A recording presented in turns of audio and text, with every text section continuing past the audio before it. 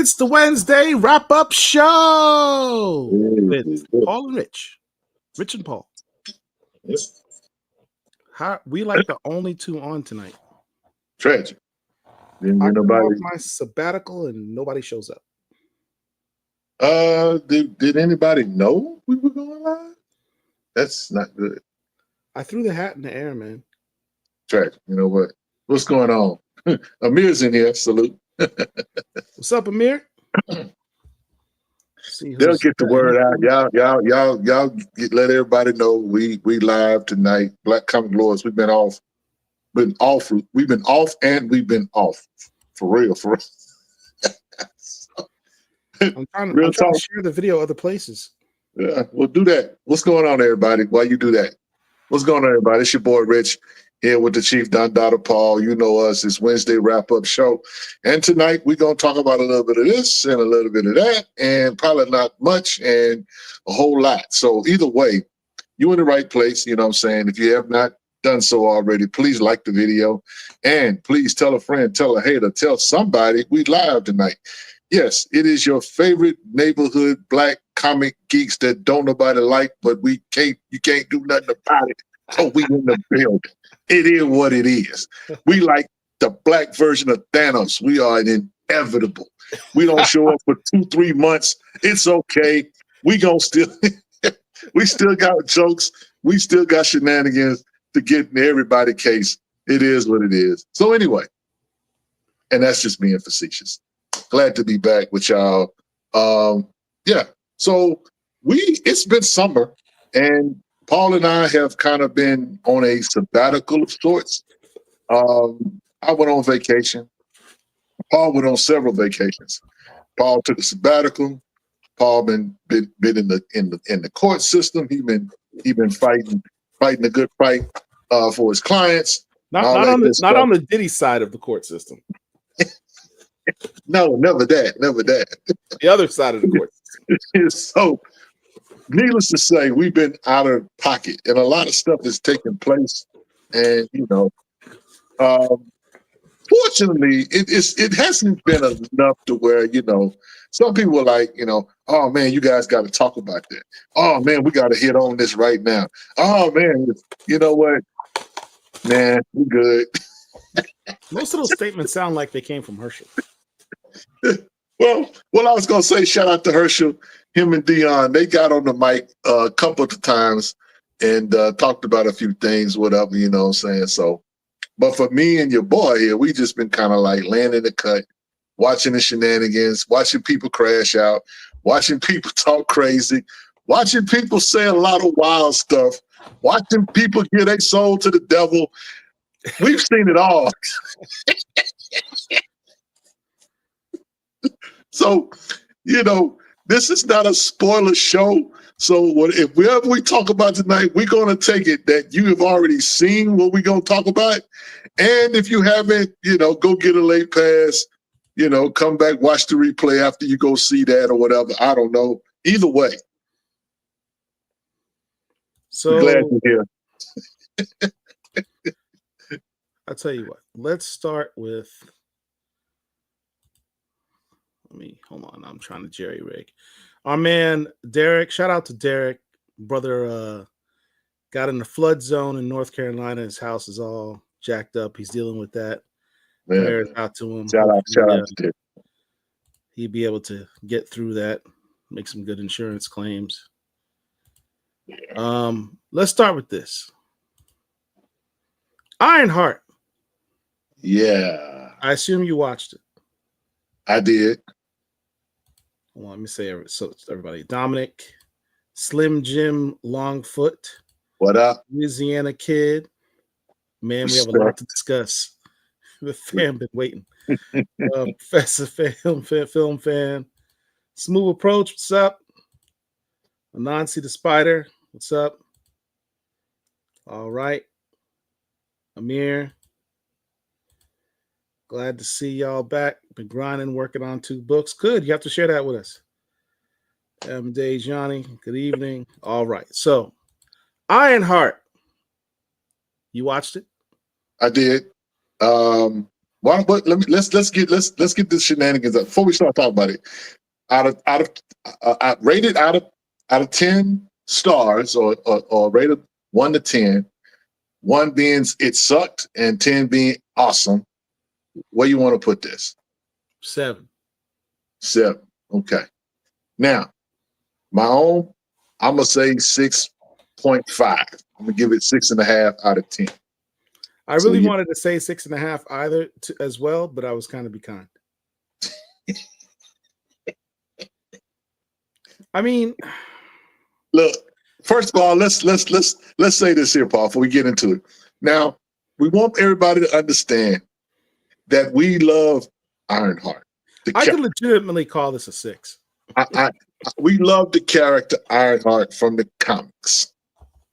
Now, the MCU Ironheart, we like her, but do we love her? See, this is where I disagree with you, bro. You said the MCU, Ironheart, we like her. Do I though? I'm not certain I like her. Listen, we listen. No, this is gonna be a struggle bus. Because I'm gonna tell you why. Because if we hate on it, then it's like, okay, you guys guys don't like nothing or whatever, or you know, what is this going on? We're going to clarify all of our statements and thoughts about the character itself. Absolutely. And the story. I will say that overall, like I said, I gave it 6.5. You know, the whole series. The writing on this show is my biggest issue. Continue. The writing on this show is my biggest issue, and the reason why I say the writing is because, you know, the whole thing about Riri Williams creating her own Iron Man machine or her own machine, and this whole thing about she's replacing Tony Stark never was intended to do that. Never was going to happen. It didn't even happen in the comics. But this whole thing about, well, the reason why Tony Stark was able to do it, he's a billionaire. Oh God, I hated that. And I had to get this out the mud. Riri got this all out the mud. She got everything out the mud. Okay. We're gonna stop with that right now, because soon as she got it out the mud, she went and got a car and she built the complete Iron Heart, you know, uniform, if you want to call it, whatever, from a car. Okay. So the suit, let's cut the suit. So I was not a fan of them kind of dissing the legacy of Tony Stark like that. Now, I know some people say, well, that's not really what, or that wasn't the intent. But it was obvious to me that they wanted to do that. The reason, another part I had a part with the writing, I'm gonna turn it back over to you, Paul, was because we didn't get to see her be heroic at all. Mm-hmm. At all. They made her a villain. Straight villain. Unapologetically villain. And the first thing some of these Bammers want to say is, well, you ain't never had the struggle. Yeah, I have. But I didn't rob nobody. Right. You know what I'm saying? You are Riri Williams. MIT built a machine. Here's the thing. How soon we forget you built a machine that detects vibranium? Uh-huh. But you out here in these streets robbing folk? And I guess, you know, well, she was technically Robin Hood with the hood, played Robin Hood alongside the hood. But okay. I'm like, this is not a hero. This is a villain. So now y'all want to be the villain. And Paul, we go back and forth, me and you all the time about anti-heroes and how I can't stand anti-heroes. She wasn't even an anti-hero. She was straight gutter. Bro, I like my anti-heroes. I know you do. But she was a villain. She was straight up make way for the bad guy. Are you kidding me? Oh, God. I think you're making me downgrade from 6 to like a 5.5 the more we talk about it. Here's the thing. I'm a fan of Ironheart. Let me be clear. I am a fan of Ironheart. The character, the comic books that have been done, Eve Ewing's run is wonderful. I've given my daughter the Eve Ewing run. When we interviewed Eve Ewing, my daughter saw the interview and was amazed. She's like, Daddy, is that the writer of the book you gave me? I was like, yeah, that's her. Understand, my daughter is not just a fan of her Ironheart. She's a fan of the what was it? Was it Wild Robot? It was like a prose book that she wrote. Like, my daughter's a reader. She reads books. That's her passion, is books. God bless her.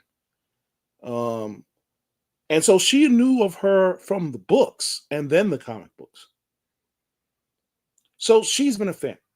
So I showed her the trailer for the movie. You want to see that? No. Rich mentioned I've been on vacation. It's on an airplane.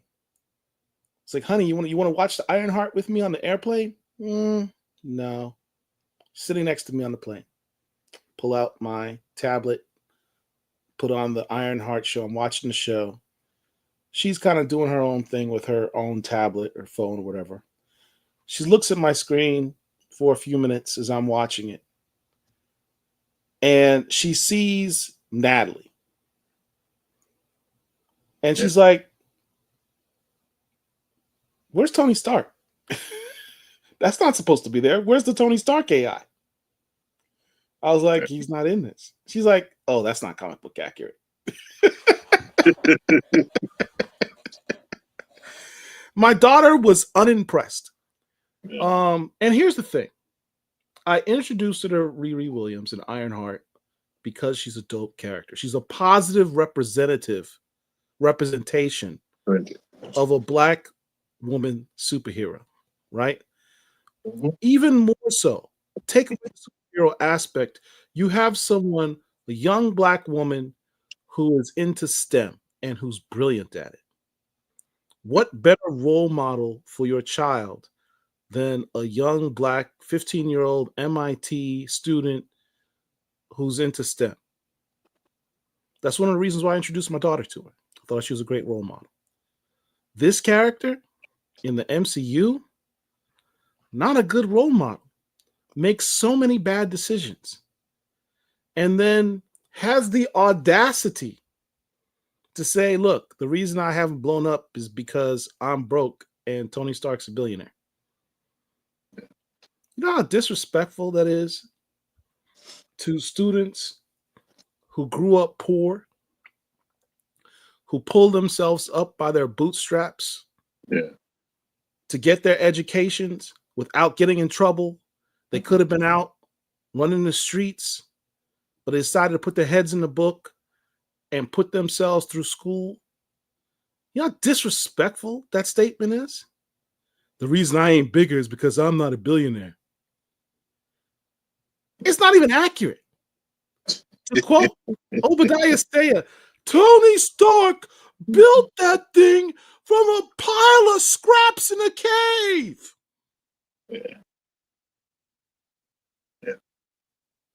Come on, man.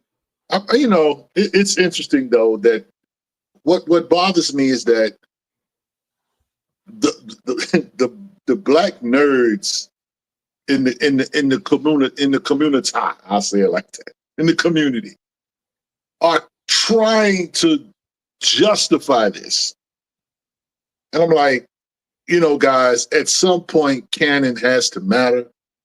And at some point, you have to like respect the source material and respect whose legacy you're in. That's all I'm saying. Because again, it's cool. I don't mean to interrupt you. I just thought of something. Remember John Jennings just did a storyline. Marvel contacted John Jennings and said, hey, we want you to do an Ironheart story. By the way, you have 2 weeks to do it. Remember that? Yeah, I do. So he puts together this Ironheart story. Dope story. Yeah. Dope story. If he had had more time to cook and another couple issues, it would have been chef's kiss. I have no doubt. But he puts together this villain, Kem, who's supposed to be a nemesis for Ironheart because she represents the opposite of what Ironheart is, right? Take that character, Kem, and stick her in the MCU version and tell me there's a difference. Hey, bro, it is what it is. Let me say this. I think that to not just pile on the story, because there were elements of the story I did like. Dominique Thorne's acting, let me just say this. I think for what she had, or what she was given, I think she did real good. I did not buy, I mean, here's the thing. I did not buy this anxiety angle that they were trying to come with. There were points when she was having felt like she was having panic attacks or whatever. That's not Riri Williams from the comics. So where y'all going with that? I mean, I listen. I understand you're trying to tell a story, or whatever, but it's not your story to tell. You're supposed to tell the story about the character, respectfully. But Riri Williams didn't have that much angst or panic or issues going on between her head. Even though, yes, she would wrestle with certain things or whatever, but not to this point where she literally was going through a trauma session and created this AI out of her trauma. Yeah. And again, unlearned blurs or people just watching the MCU stuff that hadn't read a comic book or whatever, don't care to read a comic book, or like they eating it up. Oh, she's so amazing. Really?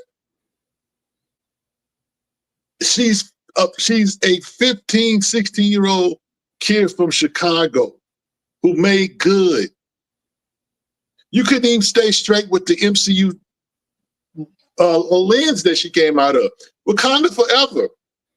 She was brought into that because she detected the vibranium that was in the ocean from a machine she built. Someone that brilliant couldn't get another grant? Couldn't get a grant, couldn't get a job, couldn't sell nothing? Come on, man. That doesn't even make sense. Not at all. I gotta be like the drug dealer on campus, selling plagiarized materials on campus because I don't have the budget to build what I need. Come on, man. And look, I understand you want to do something amazing or whatever, fine.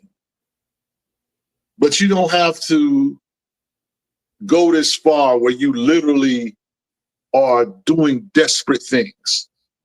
So no matter how much of a genius you are, it tells people who have that quality of being a genius that it is okay.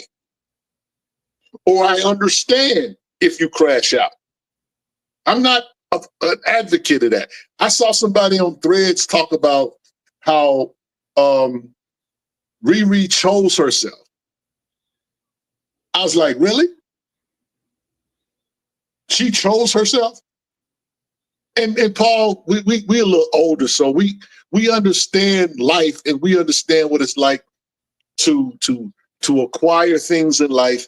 And the biggest thing that we've acquired in our lives, whether monetary, material things, whatever, but the biggest thing all of us have acquired is knowledge. And one of the things that you and I learned, we watched, you're a Trekkie fan, you can appreciate this, Mr. Spock. when he died in the Wrath of Khan, he said that the needs of the few, Needs of the or many, the needs of the many, outweigh the needs of the few or the one. or the one. He sacrificed himself. And that's what heroes supposed to do. It blows my mind that we are allowing and we're giving permission to, like, no, you don't choose yours, especially when you have that much knowledge, when you have that much, when you are a genius, a bona fide genius, and you built this whole story around her being on the struggle bus after going to Wakanda, after experiencing time with Shuri. Y'all, I mean, you know what I'm saying?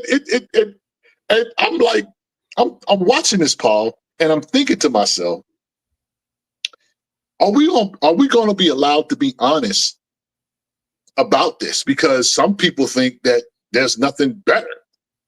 And so it's been funny because they got Robert Downey Jr. to appear with her on screen, and then Robert goes off and says, you know, if you don't like this, you know, you're a racist.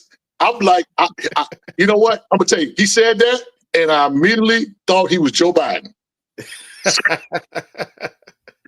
I thought he was Joe Biden. Remember Joe Biden went on the Breakfast Club and said, if you don't vote for me, you're not black? That's what we doing in 2025. I mean, look. I mean, there's a scene where Riri realizes she's in trouble. She goes to her mom's. I'm thinking the mom's is going to be like, all right, well, let's bounce. Let's regroup. Let's contact, you know, S.H.I.E.L.D. or the Avengers or something and get you out of this problem. Mom's like, nah, we going to fight. I'm like, wait, is that parental advice that we going to fight? You got a gang coming after you who wants to kill your daughter, and your advice is we gonna fight. Okay. Yeah. Now, Darkseid Waller says she's a teenager who is learning, not an adult who has learned from her past experiences. I get that, and I understand that. However,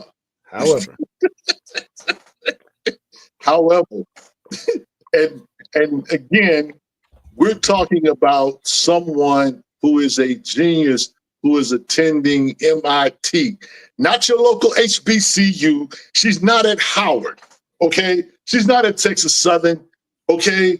She's not at Paul Quinn College, okay? She's not at FAMU. She's at Massachusetts Institute Technology, okay? MIT,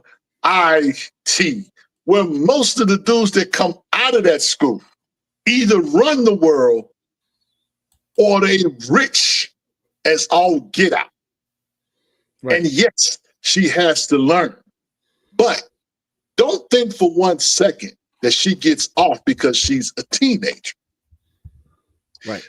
When kids are able to do work at schools and they get to go to college early or high school early, we don't stop and say, oh, she's only 9 years old. She can't handle this. No, we throw in the fire. So respectfully, that ain't gonna fly. Nerd Lodge, Riri was knee deep in a criminal enterprise. If her mother went to the cops, they would have caught a Rico. That's my point. This is supposed to be a superhero story. Yeah. Supposed to be. This is not, you know, Goodfellas. You know, and again, speaking of the gangsters, the Hood. I like Anthony Ramos. I thought he did a good job as the Hood. Yeah.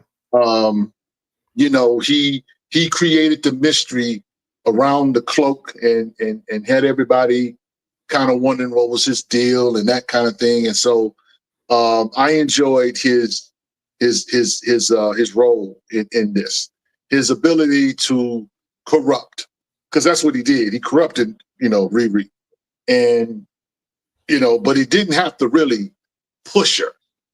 He just nudged her in that direction, and she just took to it like a fish to water. Now, I'm not just going to disparage her decisions, but she made bad decision after bad decision. And let me tell you something. Go ahead. There's nothing wrong with making bad decisions. It makes for a good story. One of the things Rich and I always talk about when it comes to comics, people say, what makes for a good comic book? Why do people buy these comics? They don't buy these comics. The same advice we give every week. Start with a good story. It's perfectly fine. If she wants to start off being a criminal, cool. She makes bad decisions, cool. You know what that's called? That's called a hero's journey. Yep. In the first Iron Man film, Tony Stark was a dick. Let's be honest, right? He's a playboy, billionaire, philanthropist, womanizer, whatever guy, right? He drank hard. He womanized. He cheated. Businessman, no ethics, selling weapons. He is not a good guy, objectively, right? He is a jerk. But you see him progress and ultimately become a hero. He says, you know what? I'm done with making weapons. I've seen the bad stuff that I've done. I want to redeem myself. There is no redemption arc in this story. In fact, the last 10 minutes, she goes from confronting the big bad, the literal devil, confronts the devil. And she's got her arm, and she's got, she's a superhero. She's defeated the Hood. She's feeling good about herself. She's confronting the devil. She has swagger. The devil's like, sit down. She's like, I don't care. I'll sit down with you. You can't do nothing to me. I just beat up the Hood. I'm feeling good. I'm Riri Williams. Built the suit. It's a magic suit. What you got? Let's make a deal. What? I'll give you whatever you want, your heart's desire. Understand, what is her heart's desire? Bring back my homegirl. Did we not just have an entire story where we're talking to her mans in them, her boy Xavier? Here's the reason why I don't like your AI person to play my sister, because that's unnatural. My sister died. It had meaning, had no meaning, but she's dead. That's unhealthy. This is a bad thing. The whole story was about how she's coping with grief. Mm-hmm. And what's the worst thing you can do as you're coping with grief? You find some unnatural substitute, right? And so he says, what's your heart desire? Give me, instead of my artificial substitute, give me my real substitute. I mean, what? Look, you made a deal with the devil. That's the redemption arc? It's not good story. Here's my criticism. It's not good storytelling. Where there's no redemption arc here. There's no happy ending to the story. No, not at all. And here's the thing.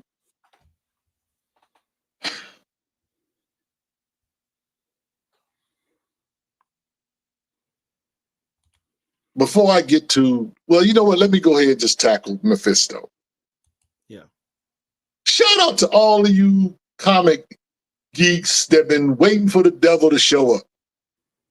Shout out to all you nerds that were thinking that he was going to pop up in WandaVision, thinking he was going to pop up in Thor, thinking he was going to pop up in this one, and thinking he was going to pop up in that one. Well, now the devil is here. Y'all finally get the Marvel devil y'all been praying for. Pause. Now he's here. Now y'all got to deal with what comes with the devil when he shows up. Everybody likes to talk about the devil until the devil show up for real. Everybody wants to dance with the devil in the pale moonlight. Yeah. Batman should have taught y'all that, but no. Y'all want y'all this the villain y'all been wanting. So now y'all get the villain. Now, in my humble opinion, Mephisto should have popped up alongside maybe the Fantastic Four, maybe the X-Men, maybe even Black Panther. But that's another story for another day. But okay. He is the big bad in this. Okay. So the AI Natalie, and people's like, oh, she's so cool. Natalie got on my nerves. Because the last thing you want is your AI masquerading as real person. Yeah. I'm pretty sure, Paul, you like your own company. But you probably wouldn't get along with a AI Paul. And what's worse, not to get, crazy religious, because I won't be blasphemous. But if you're a Christian and someone you loved died, it's your belief their soul has ascended someplace else at some point. You made a deal with the devil to bring somebody to life. Pastor Rich, does this golem that was created have a soul? Because I cannot imagine that the devil went to heaven, got the soul out of heaven, and brought it back into the golem. No, that's not how it works. Here's the thing about it, though. Here's the thing about it.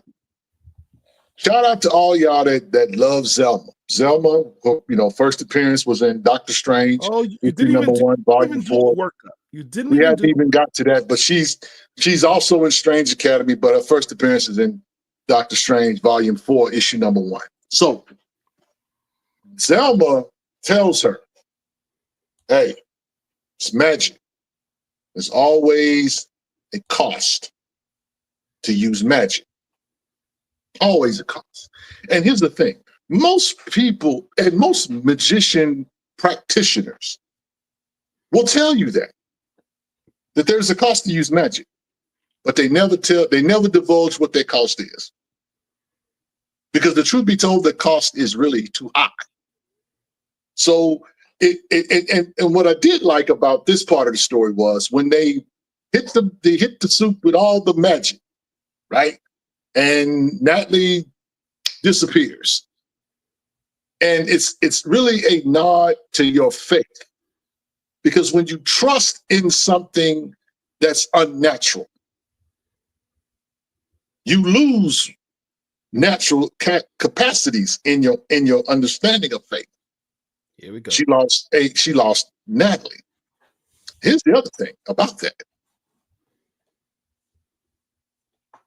She was having this grief about losing her best friend. I am so tired of Black men in the background of these shows that never show up. They are more ghosts than the ghosts. They refer to Riri's father as stepdad. No, he was the dad that stepped up. But no one talks about that. This whole movement that and I don't want to get too deep, but the whole Black Lives Matter movement started with the death of Black men at the hands of the police. And after that happened, a few people grift corporate America and a few others in the private sector for $90 million. I'm going to stop it right there. With this to say about it all.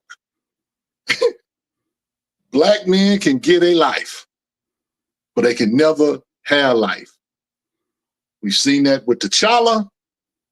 We've seen this with Riri's dad.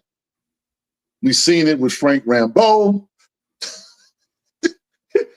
Nobody knew that Frank, that Monica had a mother and a father. But hey, we just gonna focus on the women. We ain't gonna focus on the man. He's just a useful part that we can add and take away from what we want to. I had a whole lot of problems with this thing, but here's the thing. You make this deal understanding the cloak that you had. You took it to your friends, your mama's friends. She looked at it and was like, get that away from me. So now you're going to do a deal with the dude that gave the hood. Okay. But, this is a genius making these bad decisions. And I guess, if Elon can make a bad decision, I guess Riri can too, Paul. Look. Shout out to my man, Bo Biggs, with the super chat. Oh, man, we don't have a producer, so I don't know where the super chat videos are. Show me the money. Yeah! Louder! Show me the money. I need to feel you, Jerry. Show me the money. Jerry, you better yell. Show me the money. I love black people. Appreciate it, man. So, well, before we go, everyone who's watching right now, please hit the like button. Hit the right there. Right, hit the like button right there. Go ahead. I'll pause the show for a sec. Hit the like button. Just take a second. Hit the like button. Share the video. Hit the share button, little arrow button. Share whatever platform pops up. Just share it. I don't care where you put it. Just share the video, if you would, please. All right. Go ahead, Rich. What were you going to say? No, I was just going to say that we gotta. I think we should expect more from these shows. We should. There's too much talent on this show for it. That plus the fact that if you just stick with the comic books, is it that difficult? The shows should write themselves. I was on vacation recently. I flew down to Florida, and hung out in Orlando for a week with my wife. And this is one of the books I read while I was on vacation. Right. And I wanted to read this to reread, because I read some of the issues, but this is the Ironheart saga of Riri Williams. This is actually Iron Man, Invincible Iron Man issues 1 through 14 by Brian Michael Bendis. This is the guy who introduced Riri Williams. And so this is the Ironheart story. An Iron Man story. Ironheart gets introduced into it. In fact, in the original, she's never called herself Ironheart. She's not known as any of these things. I don't think she gets called Ironheart really until the Eve Ewing series. But the point I'm making is that you could literally just take what's already been done. You don't have to create something new. You just had her in Wakanda with Shuri. Right. Eve Ewing, they did the thing with Shuri. Funny thing is, and this might get some laughs, but the comic book interaction with Riri and Shuri is more entertaining than what they put on screen in Wakanda Forever. And in this series, I'm talking about the comic books, because in the comic books, they kind of had an attitude with each other. A rivalry. It was a rivalry. But that's not what the MCU does. Yeah. We got to have a kumbaya moment. So you're gonna tell me the girl invents a vibranium hunting machine. It gets stolen. She can definitely build another one. She's got to have the plans where she can build another one. Wakanda says, "Here, we're gonna fix your car up." So wait, That's it. I saved your nation, and okay. Well, I tell you what. My grant just got used up. Shuri, can I get another grant? Or better yet, didn't Black Panther end with T'Challa telling Shuri, "Hey, I'm gonna set up this outreach program in Oakland"? She couldn't just hit up the outreach program. It's your girl Riri. I helped you save Wakanda from the Atlanteans, the Talocan. My grant's up. Can y'all drop a couple guaps in the bank account so I can hit up, grant so I can do some more research, a little something, so I don't have to turn to crime, please. You know, I'm done talking about this. Shout out to Anthony Davis. Thank you, sir. Yeah. Appreciate because it is the thing too.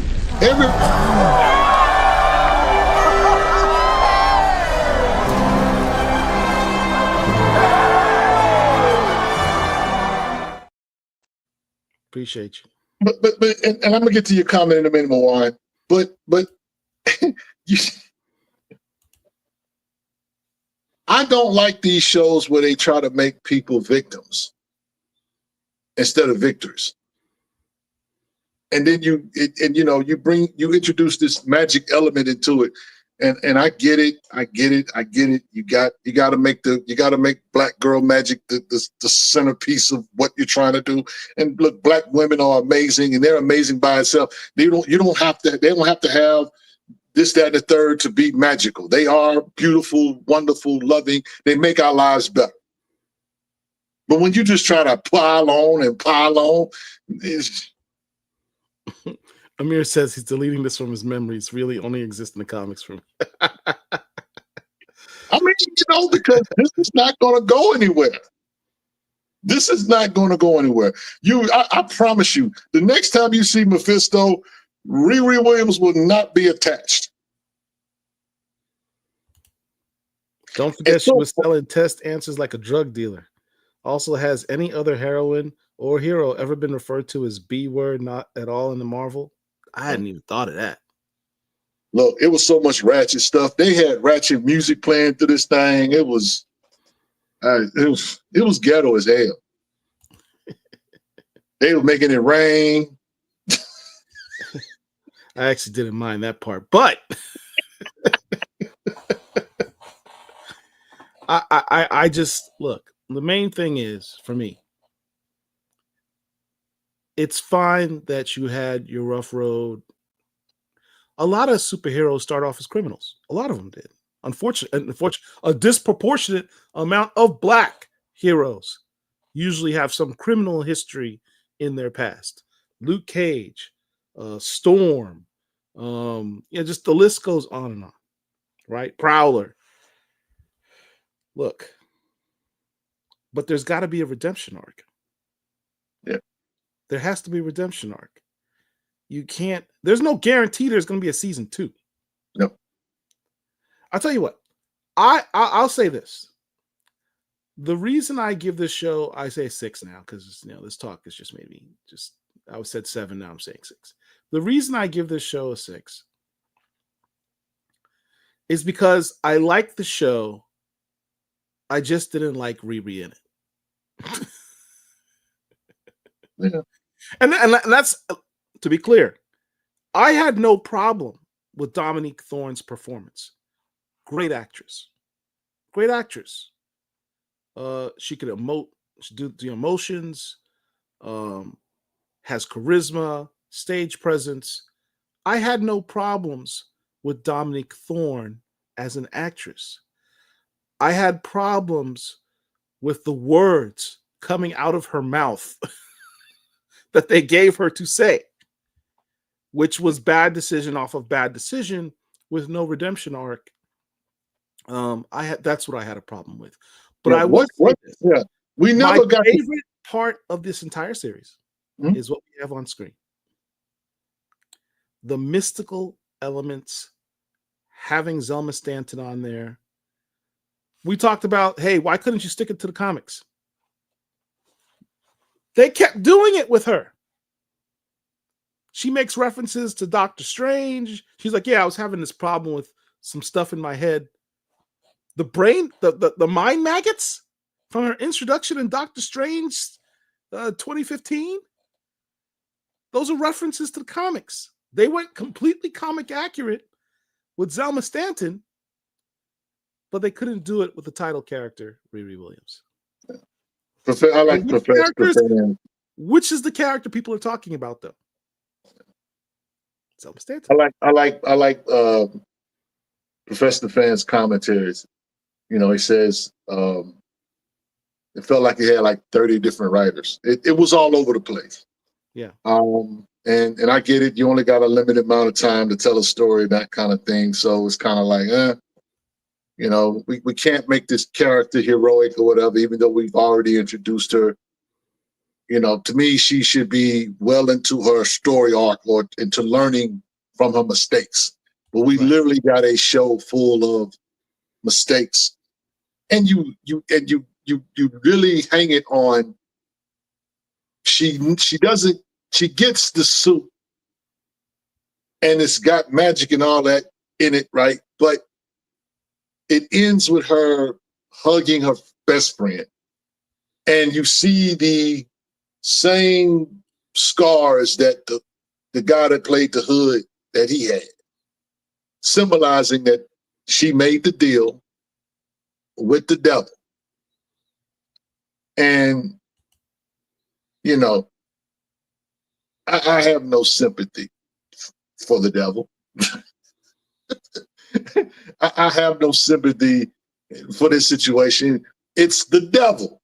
It's not Frank Castle, who on a bad day might kill 300 people. But this is the guy that still kills and destroys, and you make the deal with him. Like, and y'all okay with that? Okay. You know, he says they're making it for a younger demographic. I get it. I do. Listen, young people listen to all my younger people out here. Let me give you some unsolicited advice. Or let me just state 3 things. Water is wet. Water is wet. There's such a thing called consequences that some people will tell you that you don't have to deal with. No, there's some consequences in life. And lastly, a bad decision is a bad decision. It's not a lesson. It's a bad decision. We don't want our kids, no matter how young they are, to make bad decisions. Or entitled mistakes, as Fastly Jackson. It's a devil. It's not, you know, it would be different, Paul, if the dude showed up. I mean, that's how the devil does, though. The devil just shows up randomly. And he's not going to tell you that he's the devil. He just makes you a deal. He offers you the deal of a lifetime. I was in Florida, and I sat across from this young man, and he tried to make me a deal, Paul, on some property. Well, my wife and I were down there. We were looking at properties, whatever. And I had to tell that brother, every good thing is not good for me. And so when it comes to life, if somebody's offering you something that is too good to be true, it is the lie you think it is. But what we do, we say, nah, we gonna fool around and find out. Okay, now you're gonna find out. If you're okay with it, I'm okay with it. If you're okay with it, I'm okay with it. If you had a daughter named Riri Williams and she was in a pizza parlor and the devil shows up and he makes her an offer and she chooses herself, but you gonna applaud that. Okay, all right. Yeah, y'all go with that. Marwan says, I'll say it, they wanted Ironheart to fail. They know Fam well, they didn't stick to canon, and they gave her every stereotype possible. They knew what they were doing. And see, that's the part that I don't even really want to talk about. I don't even want to talk about the stereotypical parts of the show. But I mean, again, I give it 6 out of 5. I love Dominique Dawn. I think she did a great job for what she had. Yeah. But the writers didn't do her no favors. Yeah. And So Zelma was dope. She was probably one of the lights of the show. absolutely. I get that. You know what I'm saying? And, you know, we'll see her again when they probably do a Strange Academy show, which would be dope. Or we may see her in the Doctor Strange film or whatever. But either way, if they decide to do a Strange Academy show, they don't have to do nothing but follow what they've already done in the comics. Right. It writes itself. It literally writes. And that's what I love. That's what I loved about the Zelma thing. All it did is make me excited for a Strange Academy show. It's all there. Every line she dropped were like references to Doctor Strange and Strange Academy. Boy, she's talking about, I wish I could learn how to do magic. I wish there was a place I could learn how to do magic. I'm like, oh my God, they're setting up Strange. We've been talking about this forever. Angelique Roche promised us it was coming. Nerd Lord says the brain doesn't fully mature until 25. That's science. Come on, fellas. All right, Nerd Lodge. I'm gonna just say this. And what you said is the truth. It doesn't. I have a problem with that though. Because there are a lot of young black men in prison because their brain didn't develop. And no matter how much their mama prayed for them and how much people pleaded for them to do the right thing, they still did the wrong thing. So the consequences of their brain not being mature is prison or in the cemetery. That's the reality of life. And now you have a generation of young people who do not know nothing about soul music. And we're going to wait till they turn 25 to get a clue? That's what you want to go with, my brother or my sister? I get it. I really do. But again, you're telling a story. And so if telling the story says we're going to put this in the brain of a 16-year-old, but she happens to be a genius. So when the average dude or the average sister makes a mistake, she shouldn't feel she or he shouldn't feel bad because after all, she's only a youngster.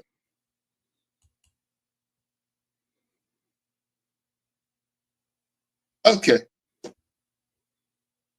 She didn't have one role model in the show. Even Mama was like, you did that? You did that? You made Daddy come back? Well, bring your daddy back. Can I have one? She wasn't being responsible. So if the adults are not being responsible, I guess poor Riri just ain't got a clue. The apple did not fall far from the tree. Bruh.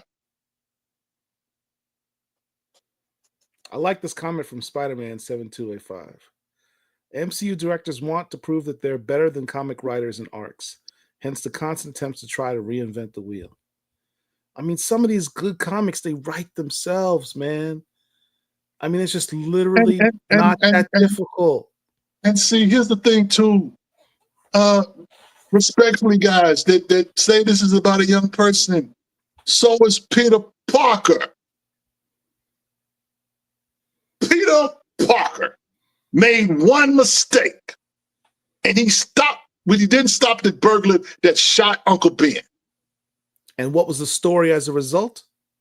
The redemption arc.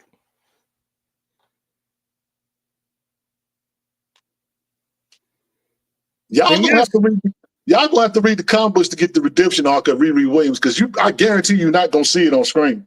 I don't give Marvel a pass on this. You know why? Because what you just said. In the first Spider-Man film, you get that mistake he made and you get his redemption arc, right? That's a 2-hour film, 2.5 hours tops. This is 6 episodes. It's damn near 6 hours of television. You couldn't wrap it up and do a redemption arc in 6 hours? No. 6 hours? That's like She was 3 trying to get movies. no, Paul, you don't understand. She was trying to get the bag. She was trying to get the bag, my brother. You couldn't tell the whole story. You're that confident that you have a season 2 that you couldn't tell the whole story in 6 hours? Come on, son. I ain't giving people a pass, man. We don't. And she didn't. Here's the funny part, Paul. She didn't take one dime and use it to build her suit. That came from when she went and got old boy. Yeah. He helped. He did more for her than the criminals did. And oh God, I hate to nitpick, but damn it, how do you build a suit car? How do you build? I mean, what we doing here? What was special about the car? It's like the car is rebuilt by Wakandans. So I'm thinking, okay, maybe the Wakandans put vibranium in the car and they added some super tech into the car. It was just a car. Yeah. So technically, she could have gone to the junkyard where her mom's was getting parts before and got a junk car and done the same thing. Right? Why would you take your daddy's car? You just talked about my daddy and I built the car. Your mom's spent her good hard money. Wait. You sold the car for money. Yep. Your mom bought the car with her money. Why couldn't you go to your mom for the money rather than go to crime? Am I crazy? Yeah. The mom obviously has enough money to buy the car. Yeah. Instead of selling the car so you could do the crime, why not just go to your mom and ask for the money? I don't think she'd have problems giving money to the daughter that's going to MIT. Yeah, well, you know what? Like I said, am I nuts? Am I being unrealistic? No. I don't. You know, the thing is, I think it started off. I will say this. I think it started off with her wanting to build the suit and, you know, wanting to do the right thing. But it morphed into something real fast because then she's hanging out with these guys who are like Robin Hoods, modern day Robin Hoods. They stealing from the rich, you know what I'm saying? And it looks cool or whatever, right? Until she starts questioning or wanting to know what's the source of his power, which is this hood that he wears. All of that. So it gets her, I guess it's curiosity killed the cat type deal. I don't know. All I know is she watched a man who tried to help her initially. She watched him die.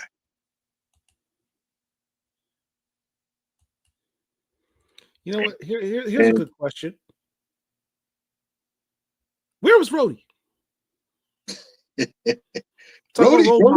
Rhodey's still a paraplegic. He not a scroll.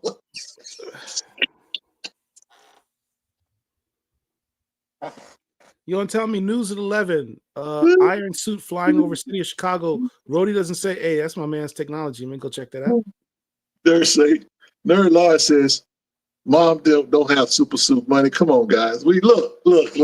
We throwing out all scenarios. We trying to give Riri a lifeline.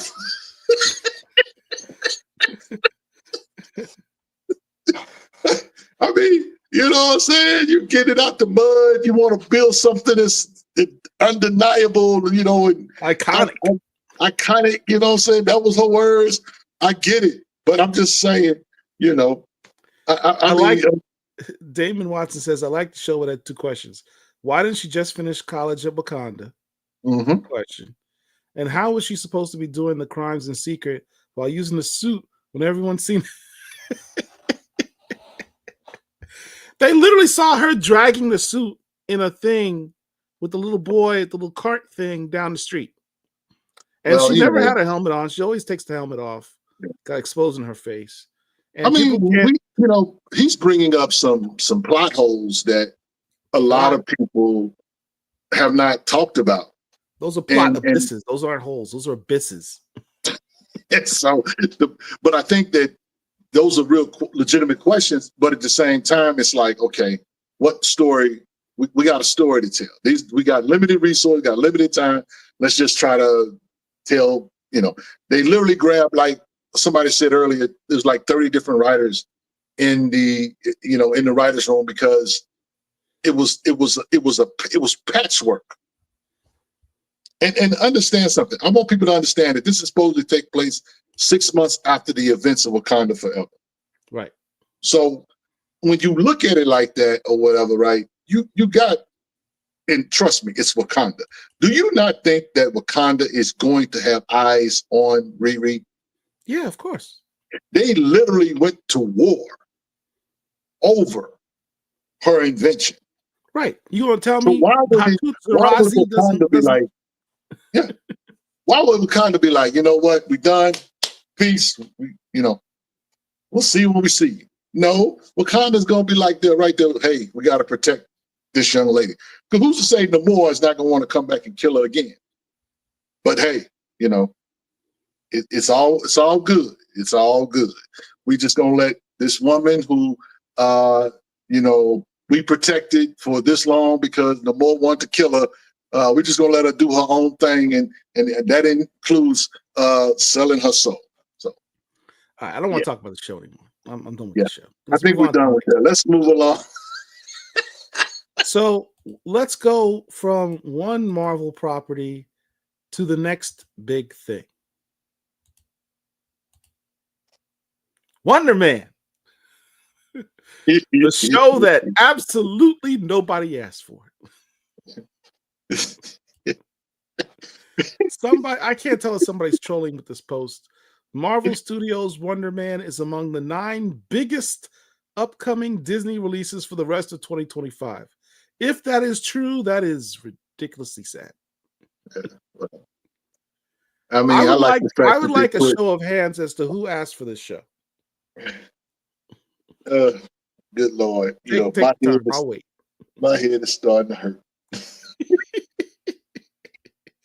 Disney can't seem to get out of its own way. I mean, I'm gonna watch it. Let me be clear. Let me be clear. I'm going to watch it. I am going to watch this with no preconceived notions. I have maybe 1 or 2 Wonder Man comics in my collection. I will watch it, but am I gonna watch this with bated breath? No. Yaya is eye candy for the sisters and some guys. so they will watch it for whatever reason. But this is not Black Boy Joy. This is not Go Black Man Go. I don't know what this is. This is the third time this brother's played a comic book character. Realize that? Yeah. Dr. Manhattan, Black Manta, and now Wonder Man. I didn't listen. I mean, that's my Black Manta. I know he played Dr. Manhattan, yeah, and that was cool. But that's my Manta. That's Black Manta. Now he wants to be Wonder Man. Okay, fine. But I'm not looking forward to this. I'm just not. I'm not gonna say that I'm not gonna watch it, but I will say I'm not going to be looking for it. If that makes sense. In other words, yeah, Wonder Man came out. Did y'all watch the first episode? Yeah, I hadn't watched it yet. 2 weeks go by. Have you watched it yet? No. Really? It's good. I gotta remember to add that to my list. Marvel, I'm gonna be honest. Marvel is on. I was looking at my pull list the other day, and I have maybe 3 Marvel comics on my pull list. Yeah. Moon Knight, Spider-Man Miles Morales, and Black Panther, Ultimate Black Panther. I get nothing else. All my other stuff is DC and Independence. I don't mess. I mean, you know what I'm saying? If they did a Blade, I collected Blade when it was out, that kind of thing, but I don't really mess with Marvel like that on the comic book side. Because they haven't really given us a lot to like really just jump up and down about. But shout out to Jed McKay, who's killing it on Moon Knight. But they don't really have a lot of books that I can just really jump up and down about. I think I'm literally only collecting maybe 6 Marvel books. Let me run it. Storm, Ultimate Black Panther, Avengers with Jed McKay, Moon Knight by Jed McKay, Miles Morales. Is that it? See, I grabbed the Avengers book. I grabbed the Avengers book off the rack. It's not on my pull because Avengers is as cool as a book as it is with Sam Wilson in it. I'm not just that thrilled about it. And even though it's Sam Wilson and Storm and T'Challa, we'll get to that in a minute. I am collecting. I do have a Storm book on my pull, so that's 4 books. So I forgot about Storm. I do have that on. So, but there's just not a lot of stuff outside the collective, big 3 or whatever. Shout out to her. Speaking of that, let's take a look at this. Just talked about Jed McKay and Avengers. Shout out to Jed McKay, a writer who actually likes Black Panther. We can't say about some writers these days, but the dude genuinely likes Black Panther. We interviewed him. He says, "I like Black Panther." He's one of his favorite characters, and it shows in his writing. He's putting respect on my man's name again. We finally have this reunion between Storm and T'Challa. I've been joking on this channel for a while that T'Challa is a coward and has been running away from Storm since he joined the team. And he literally wrote, "Yeah, I've been avoiding you." Like, there's no way you can get around that. He's like, "Yeah, I've been avoiding you." But then he flips it in damn near to give him credit, in damn near a Ta-Nehisi Coates, who did some of the best game by T'Challa in comics, talking about, I had to avoid you so I could find myself and realize what's important to me, and that's you. I'm like, game. T'Challa got game. Gets his little hug. "You're important to me too, T'Challa." This is the best moment that we have had between the two of them since He Who Shall Not Be Named destroyed them. We're talking 3-4 years. This is the best moment that we've had between the two of them. Look, shout out to Jed McKay. Everybody wants this story. T'Challa and Storm, or like you like to put it, T'Choro. T'Choro forever, baby. T'Choro forever. Everybody wants this story, but Marvel doesn't want this story, because if Marvel wanted this story, we would have had this story. And actually, not everybody wants them together. I know. I see a remarkable amount of people say they don't want them together, but it's always for these same inane Bobby Coltrane. Bobby Coltrane. He says, "I don't." He don't want to. Right, and oftentimes it's from people that actually never read the comics where they were together, because we hear the same thing. "Oh, they had a toxic relationship." No, they did not. "Oh, they just seem forced together." There have been interactions since 1980, which is before a lot of y'all were born. So stop. You know, it seems unrealistic that the two of them are to get together. They just put them together because they're both African superheroes. Well, is that unusual? Like black people wanted to get with other black people? That's her and Wolverine, cool. Her and Ford's cool. Her and T'Challa is forced. Really? You know, it's interesting though. I think Who are that y'all interacting with? I would tell people this: if you don't know now, Coates is the guy who's credited to bringing them together, and those books are incredible.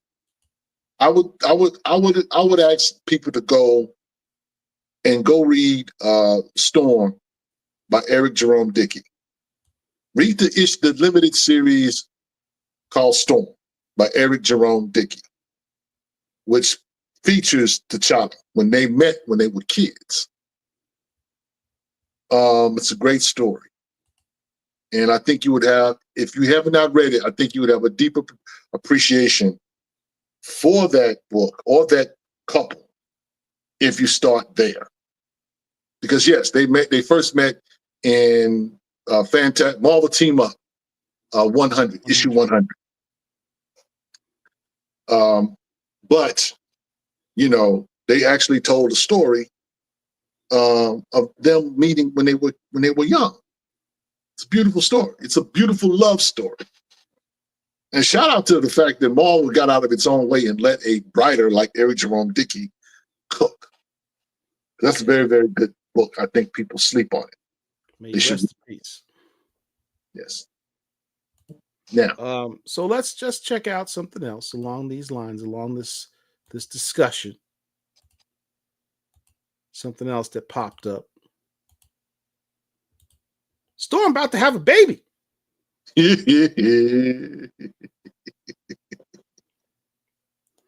Shout out to one of the greatest comic book writer trolls of all time, Maria Iodelli. My man be trolling the fans. He's writing the greatest Storm run that's ever existed. When you look down the list of writers in Storm, that's no small feat. But he's doing the best seminal run of Storm of all time. I think with his next 2 issues, he will have the longest running Storm series of all time. And he's doing world building with her. He's writing her as an A-list solo character, which has literally never been done before. So this is actually his writing, but not in the Storm book. This is from the X-Men Hellfire Vigil comic that came out last week. Mm-hmm. And Storm is ruminating her future. You see her go to a drugstore and picks up a home pregnancy kit. Why? Because she was raw dogging with the Wolverine. And I guess she must be late. So she gets the home pregnancy kit to see if she's pregnant, finds out she's not pregnant. She seems disappointed. She is disappointed she is not pregnant by Wolverine. And has an interaction with Eternity. He's like, look, I can't have you all moping about as my host, worrying about your future and all this stuff. It makes for a bad host. So I'll tell you what, I'm going to give you my eyes for a second and give you a glimpse of the future. He doesn't say a future. He says a glimpse of the future. And he shows this little girl who says, hi, mommy, I'm your daughter. I have daddy's hair and daddy's fangs. I didn't get your white hair because it skips a generation. But then she makes this comment towards the bottom. I have you and daddy's powers, so no one messes with me. You and papa's powers. And then she's holding up her hand with the electricity. and she says she has daddy's fangs. T'Challa ain't got no fangs. T'Challa ain't got no electric powers. A lot of people are assuming that she's talking about Wolverine as the father because Wolverine has fangs and he has got dark hair. But listen to the second line. I got your blue eyes, yours and Papa's powers. So boys at school never mess with me. And she's holding up her hand. I suspect the father is actually going to be Hadad, the god of the storm that was just introduced in the last issue of Storm. That's my guess. We haven't seen the guy smile. By next issue, we should see if he smiles and has fangs, and then that would be a big reveal. Otherwise, I'm sorry, Zachoro Forever fans. We had a good run. I ain't happy. Look, I'm not happy with anything other than Zachoro Forever. I'm unapologetic about that. Y'all can say whatever you like. I'm Zachoro Forever. I read that Priest run. I'm sorry. I read that Hudlin run. I read the Coates run. On when it comes to their love, it's a beautiful thing. The most powerful couple in comics. The greatest black super lover of all time. Y'all don't want that? That's on y'all. Y'all are funny that way. But me, I dig that. Yeah, so we'll wait and see. We'll wait and see. But it's I not mean, looking you know, good for Toro Forever fans. I'll say that. You know, I'm not happy about it. Look. You know, I want there to be a Black Panther. This is what I really want. I really want a Black Panther Storm comic book. Do like Marvel, do like DC did with Batman and Catwoman. Do a 12-issue, tell a full story. Bring them together, put them on a mission or whatever you got to do. But just bring them together. Put them in a book together and let them hash out their issues. If they fall in love, great. If they don't, okay, fine. Could be Kurt. That would be weird. There's precedence for it in the Claremont run where Kurt had feelings for Storm. Who hasn't had feelings for Storm? I was about to say that, but I was like, let me not say that. I know the other Black comic lords give me business. That's no shade to Storm because she's a very, very beautiful woman. She's exotic, she has these features that are rare and unique, and exotic for who she is. I can only hope Girl Black looks Spider good. that this was just a dream sequence. And I told you, people come up with their ideas of who they want Storm to play in the movie or whatever. Anything beyond Jodie Lynn Turner is a disservice as far as I'm concerned. That should be Storm, in my humble opinion. Maxine Shaw, she won't be with Wolverine. Marvel won't even make Storm Wolverine's girlfriend, much less have his shot. Actually, they have a shot. They already had her as his girlfriend. They had a whole relationship after her divorce from annulment with T'Challa. Yeah. And she had children. Don't forget that. She had children with I forgot. I want to forget it, but it's intentionally forget that. Look, it's a lot of weird stuff goes on in comics, y'all. I'm not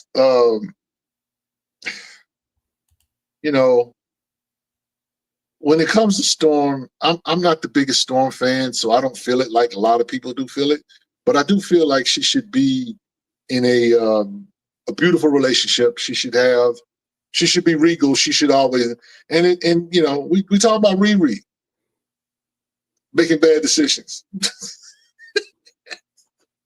Here's a whole grown woman that according to the writing has made her own bad decisions. So when it comes to matters of the heart are messy.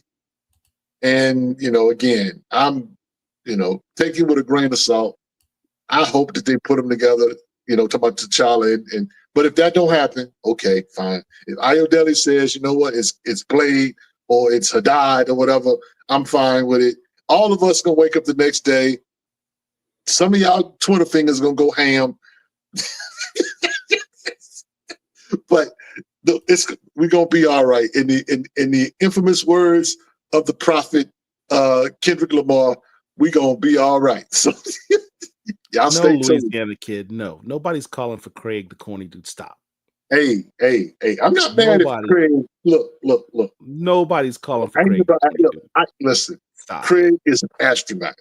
Look, Craig is an astronaut. He's a cornball. You know, he can be corny. It's okay. I was a corny kid. Let the corny kid win. Listen, what do you think? I tell people this about Spider-Man. You know why Spider-Man is cool? Because Peter Parker is corny. But what does Spider-Man do though? He gets the hot chick. He gets the hot chick, Paul. Does he not or don't he? He does. The corny dude. The corny dude. Yeah. He's not corny. He's a nerd. He's not corny. He's just a nerd.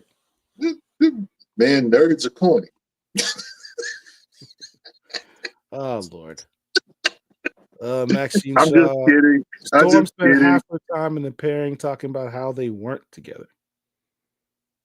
Yeah. I'd forgotten about that. Yeah. They axed the Hickman story of T'Challa and Storm's kids. I know.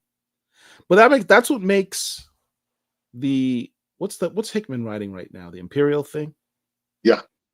This makes Imperial interesting. Now I gotta say, I am definitely looking forward to reading the Imperial story. Issue 1 was great. I'm interested to see what they do with the Hulk and all of Wakanda, man. It's gonna be a good showdown. Bitching about Craig is how we got the drunken snowies.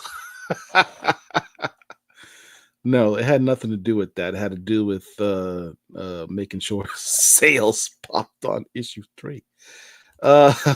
Wolverine had a baby in Jungle Adventure way before the other kids, but we haven't heard. Wolverine's got a look. He got a gang of kids. He got a gang of kids. Here's the thing. Wolverine is a male hope. This guy has been with so many Marvel characters. He's got kids over decades of time. There was actually a Wolverine storyline where a bunch of Wolverine's enemies, which consisted of people who lost loved ones to Wolverine. That was Jason Aaron, wasn't it? I don't remember the writer. It might have been Jason Aaron. But this group, they formed a group of people who lost loved ones to Wolverine. I think that's Jason Aaron. I think that's Jason Aaron. It was a dope story. It was a dope story. It was a mind bend story. Fire story.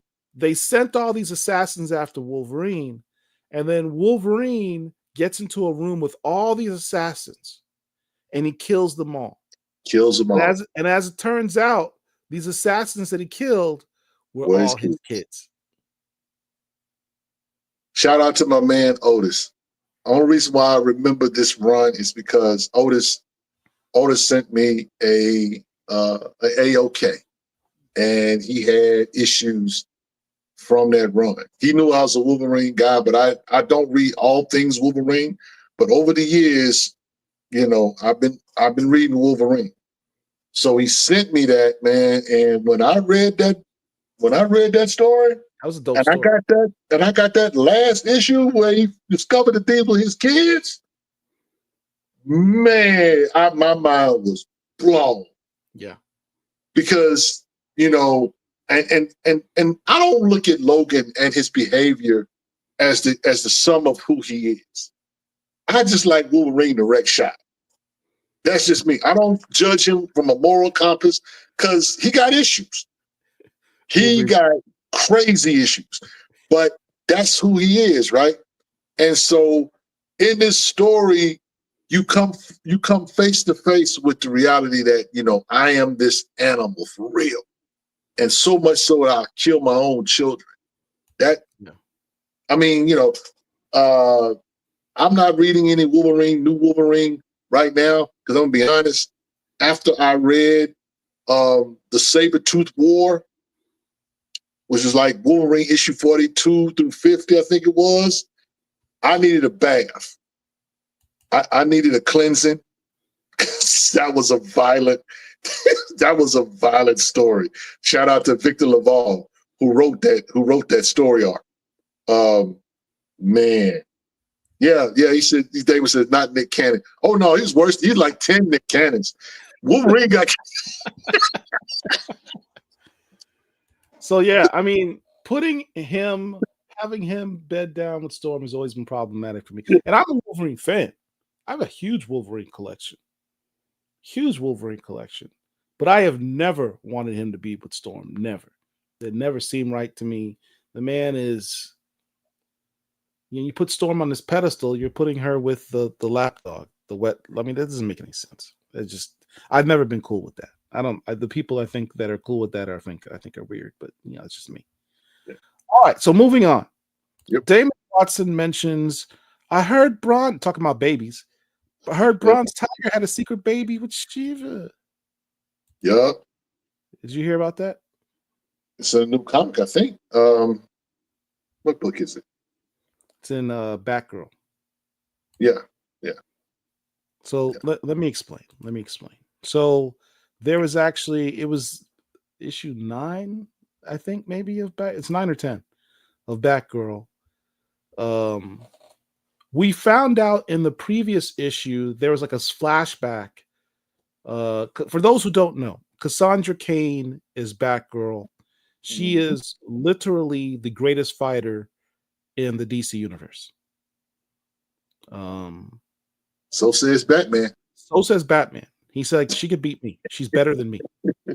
She is the best fighter ever.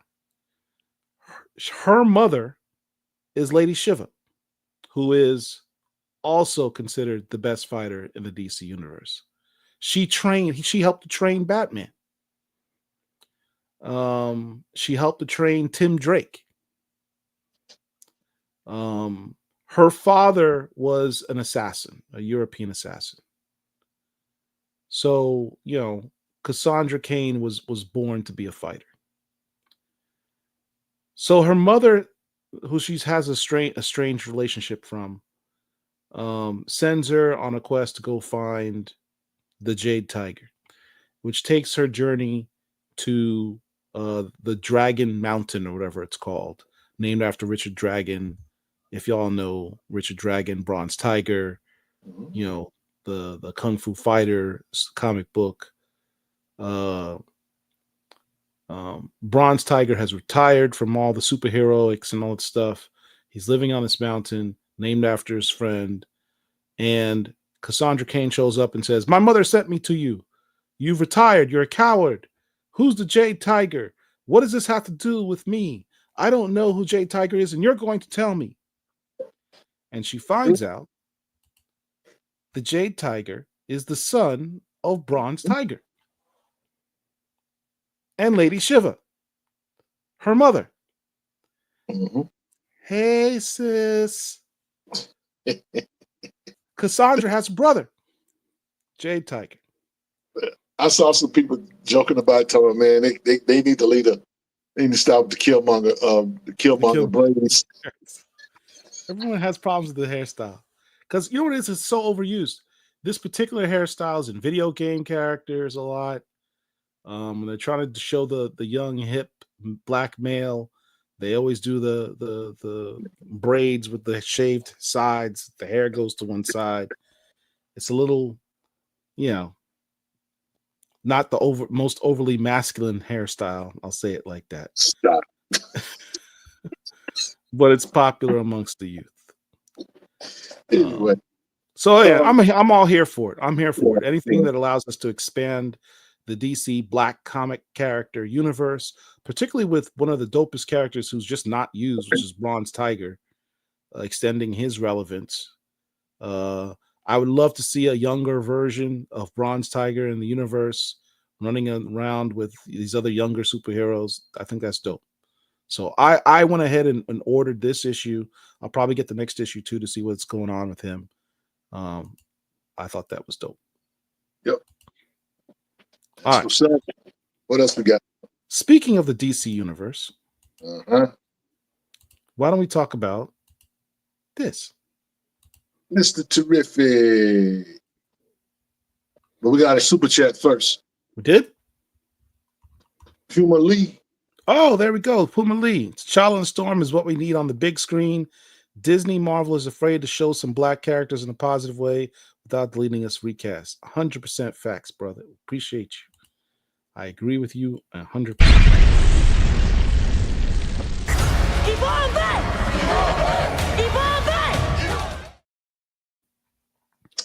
Yeah. So, Superman, our boy Derek has been flexing on us as he does by pointing out that he got to see Superman. I guess it was yesterday. He got an early screening. Early screening. He's giving us mixed reviews on it. He didn't say he disliked it. He said there's parts he liked. He said it's definitely a Superman movie without doing any spoilers. I'm actually, there's a lot of people were panning Mr. Terrific for various reasons. I've always been a fan of the character.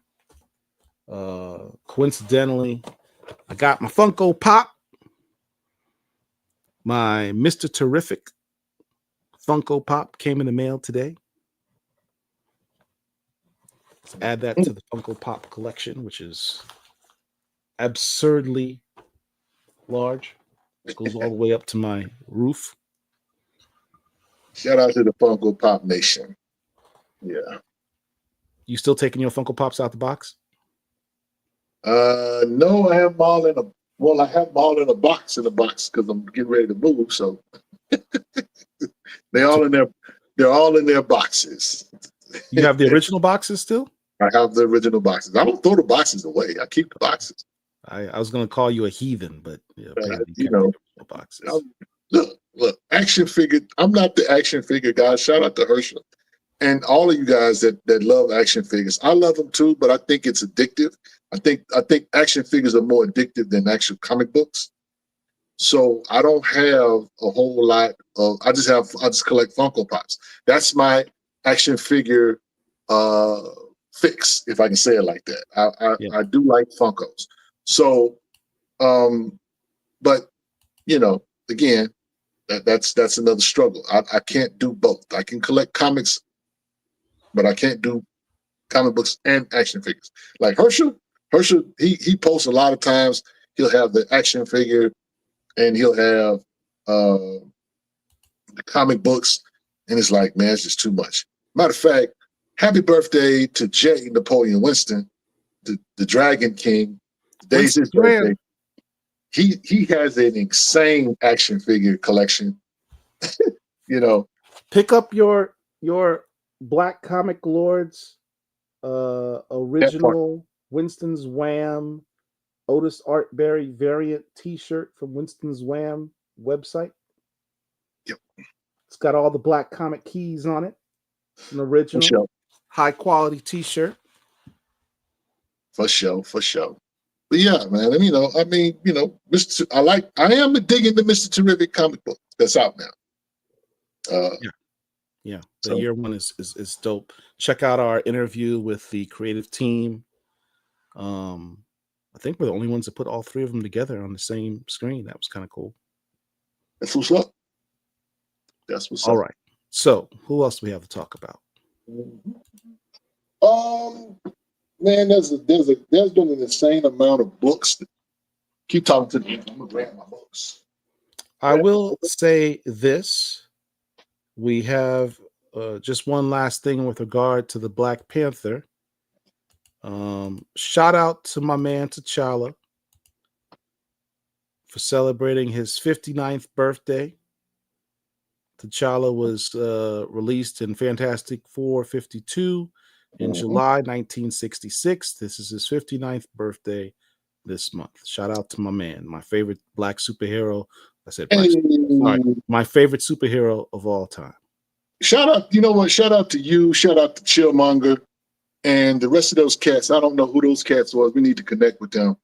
You guys had a conversation, and I was kind of surprised to see the Black Comic Lord channel on. And then my man's had like 11 different people. And I was just about 5 of y'all. But they were talking about Black Panther, the character, what's been going on with this character, that kind of thing. It was a dope conversation. So yeah, shout out to T'Challa the king of Wakanda. They call him the king in the Avengers book, but until he is the king of Wakanda in his own book, we standing 10 toes down on that. Yes, sir. Make the king the king. Still waiting on Sherilyn Eaton to be given the green light. That woman more than earned her spot to be the writer of Black Panther. I'm just saying. You know how that goes. Unfortunately. You know how that goes. So I wanted to jump up, talk a little bit about a few books that came out. What you got? First one. Hold on. One second. I have. What you got? I have a break that I promised that I would do. A break? What kind of break? What we gonna do a little short commercial break, kind of, sort of. Black Comic Lords are going to be in Norfolk, Virginia in August. Hey. Let's check out what we're going. Oops, that's not me. That's us. I'm screwing this up. I'm not Derek, as you can tell. Here we go. We need our producer. We need our producer. There's probably no sound, is there? Here we go.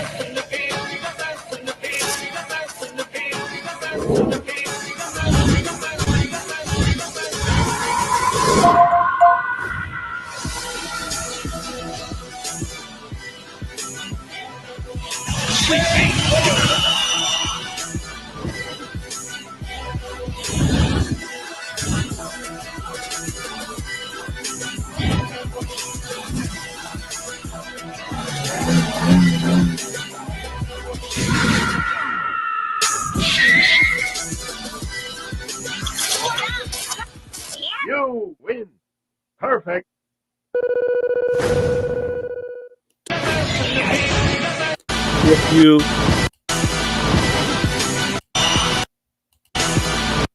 If you blink, you can see the Black Comic Lords.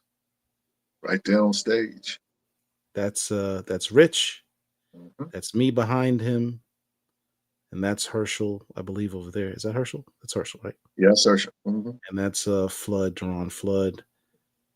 And Dr. Kiana Whitted right there. Mm-hmm. Man, you know, speaking of her, we need to get her on the show, bro. We do. We need to get her on the show, man. Yep. So, y'all go to the Atlantic Comic Con, Google Atlantic Comic, go to the website. If you're going to the north, if you live in the Norfolk, Virginia area, there's no excuse for you not to go to this con. The whole Black Comic Lords team went to the Atlanta Comic Con last year. It was an incredibly dope event. We all had our first meetup there. We met a lot of creators, a lot of dope content, tremendously beautiful experience centered around Black comics and culture, comics culture, gaming, manga, everything. It was a very unique experience, a unique con, and we want to hope that it grows. So we encourage each and every one of you to go buy a ticket, head out to the con. If you can't go, buy a ticket for a friend and have them go who can go. Yeah. We'll talk more about this in the next few weeks as well. Already. All right. So you had some comics, man. Let's comic Lords. We talk comics. First one here is Illuminati. There it is. By Charlemagne the God. He decides to want to jump into the comic book space. So this is written by Brian Edward Hill, Dennis Cowan on the cover, and then Bill Sienkiewicz. I always miss his name up. It's an all-star team. It's an all-star team. Put this together, and it was an okay issue. Wasn't nothing to jump up and down about. It's a 5-issue limited series. AWA shot. But it was cool for what it was. You're not going to get nothing groundbreaking or deep about it or whatever. Just suffice to say that it's I like Brian Edward Hill as a writer, and so I'm collecting it, because of him. I'm not collecting it because I'm a fan of Charlemagne the God. I'm not. And he wasn't really the writer. He's just more the guy who put his name on it and gathered the team. Yeah. But Trying to put some money behind it, some bread behind it too. Yeah. the artwork by Dennis Cowan and with Bill Sienkiewicz is Sienkiewicz. Yeah, that's it. Sienkiewicz. outstanding. That's outstanding. I love when these two guys work together. It's magic. It's always magic seeing them work together. I'm a big fan of their work. Brian Edward Hill is good with noir type stories as well. I got the Kickstarter, so I have the hardcover.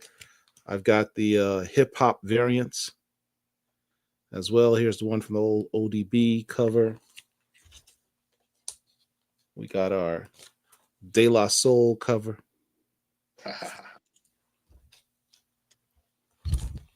Redman cover. Shout out to all y'all, Swagger Jack and Stranger Comics. 'Cause that's what y'all did. That's what y'all did. Our Ice Cube Death Certificate cover. And of course, shout out to late great DMX. Hell is Hot homage cover. So, that was dope. yeah, so that was like I said, it was a cool read. Absolute Green Lantern, issue number 4. Oh yeah, dropped. Pretty That's good. Serious. Sojourner Mullen. You know, if you're doing a thing, shout out to Al Ewing who's writing this. It's pretty good. You know, they're kind of still building. I feel like they're still building on it. I don't know how long Absolute Green Lantern is going to go. I don't know if it's gonna be limited or it's gonna be a continuous, kind of like the other Absolute titles. But I'm enjoying it. So yeah, so just mention that, and let's see what else I got here. Okay, Dreadlock the Barbarian. Yeah, I think I got that too. Dreadlock the Barbarian. This is a one shot. Got plenty of black characters in it. You know what I'm saying? Written by Don Walker. And it's just a nice adventure, fantasy type story. So it's got a lot of melanin in it. You know what I'm saying? Sassy black women. Yeah. My man comes through, falls through, and saves the day. Dreadlock the Barbarian. So yeah. If you like that kind of stuff, I think you'll dig that. Let's see, what else I got here? Doom Academy just ended. So, you know. That book had some it was actually a good continuation of Strange Academy. Yeah. It really was just Strange Academy, just a different location. Mm-hmm. Yeah. Zelma is in this for those who, you know, all you newfound Zelma fans, you know what I'm saying? She's in this book. So I got all the Zoe Laveau heavy covers. Yep. That's what's up. And the hardest Luke Cage Power Man cover. Oh. Right here. Yes, sir. Timeless cover. Alex Ross. That guy there, man. Amazing. And for those who don't know, I'll go straight to the last page. But Luke Cage is now an Eternal. That's what's up. So, yeah. So y'all should be getting that. Two more books I want to talk about. What comic was Paul showing again? Illuminati. Which one? The Illuminati book. Oh, it was the Illuminati. Yeah. Louisiana Kid sounds like you. Absolute Green Lantern is charging $5 for 13 pages. Hey man, black tax is real. The black tax is real. Bitterroot issue number 4. I enjoyed this. We got one more coming. But what I really liked about this is at the back of the book and back of all of the Dave Bitterroot did something different with this particular run. They decided to incorporate or include some commentary in the back of the book. Yeah, great. Right. And this particular issue, it's called Bitter Truths is what it's called. But this particular commentary focuses on Richard Wright, the writer. And his writing, and they talk about how for the time that Richard Wright wrote when he wrote, it was groundbreaking. It was not something that was. This was a guy who lived in the 20s, right? And so he literally was, for the most part, ahead of his time in terms of how he saw race and the struggle and whatnot. And so one of the things that the writer of this commentary, Will Amar Roberts, talks about is a book that Richard Wright wrote called The Man Who Lived Underground. Mm-hmm. I read that book about a year or two ago.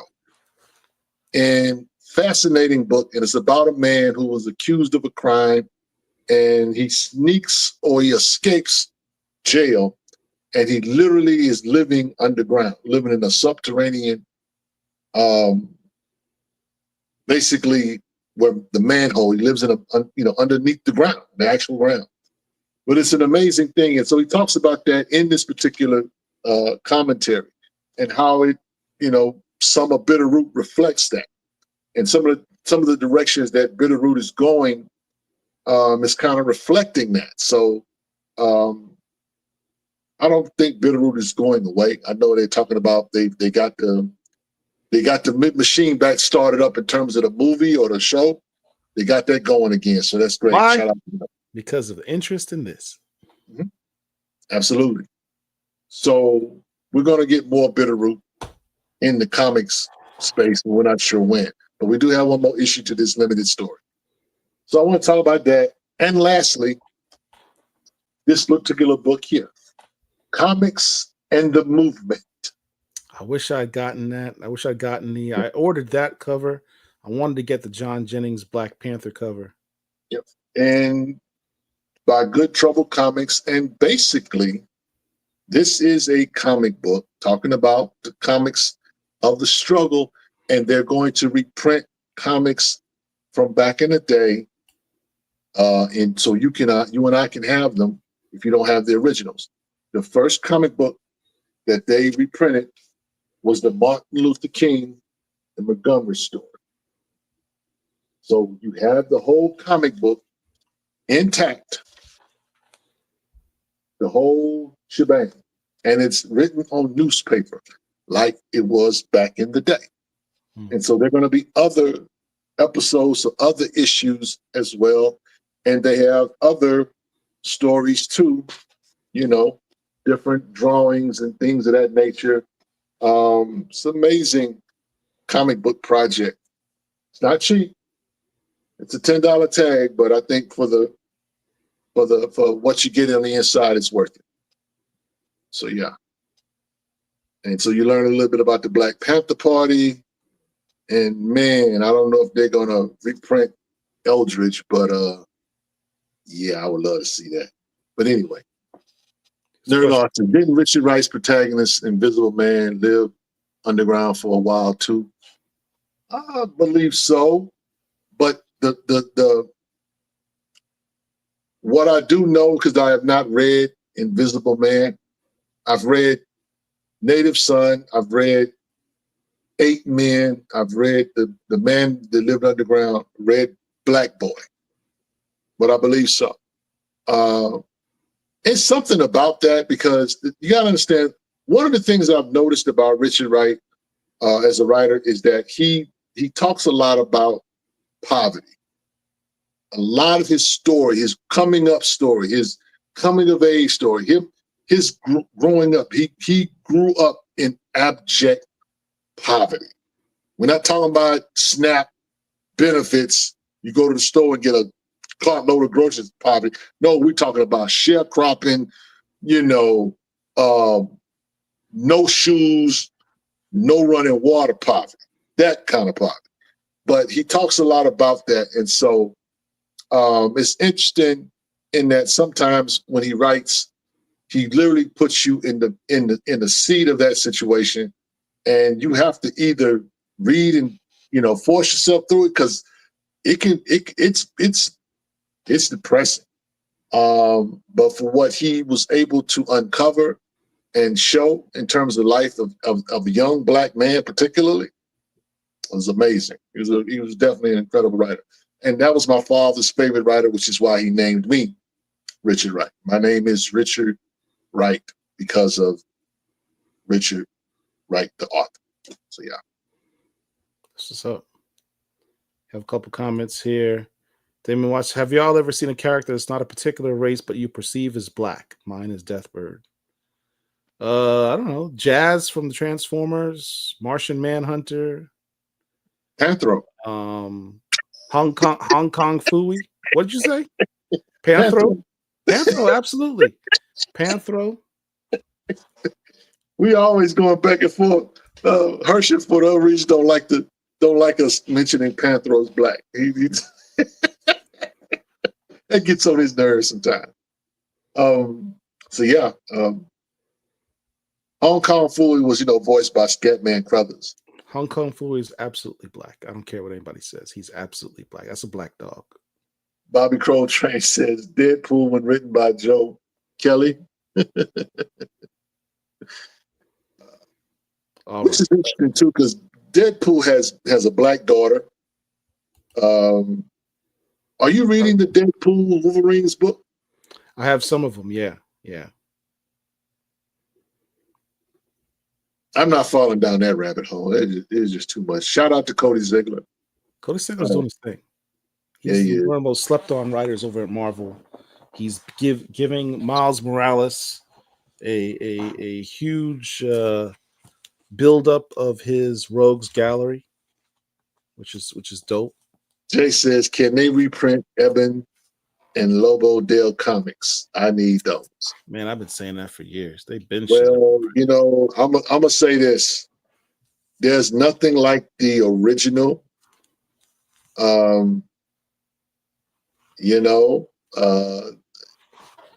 know guys who own Lobo, and I being one of them, and Eben.